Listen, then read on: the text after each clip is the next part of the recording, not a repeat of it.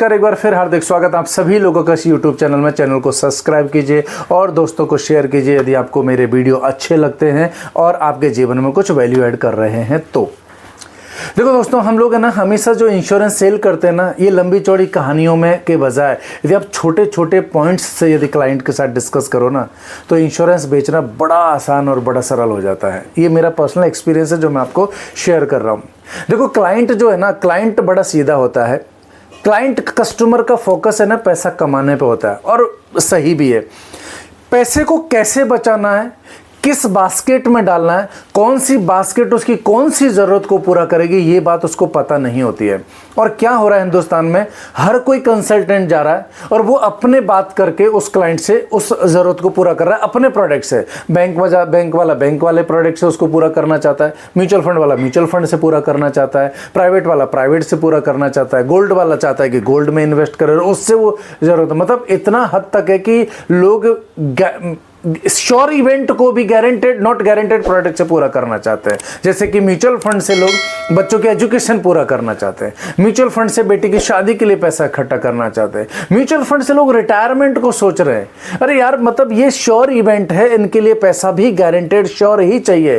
But यहां तक लोग पहुंच गए और कस्टमर बेचारा नादान है, वो समझता नहीं है। हाँ, लालच आ जाता है, नो डाउट, क्योंकि लालच भी तो कोई जगा ही रहा है, उसको नहीं पता ये लालच भी लोग एडवर्टाइजमेंट के माध्यम से जगा रहे हैं। लेकिन मेरी यहाँ पर ड्यूटी ये बनती है कि मैं क्लाइंट को समझाऊं।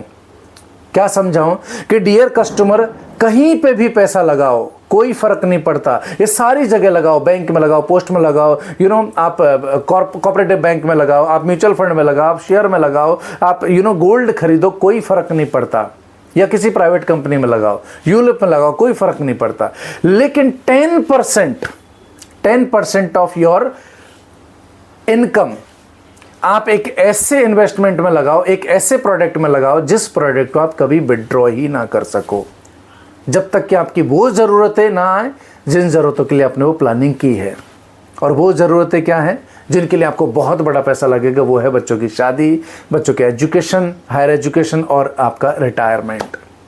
इसके लिए चाहिए बहुत बड़ा पैसा, ये है श्योर इवेंट।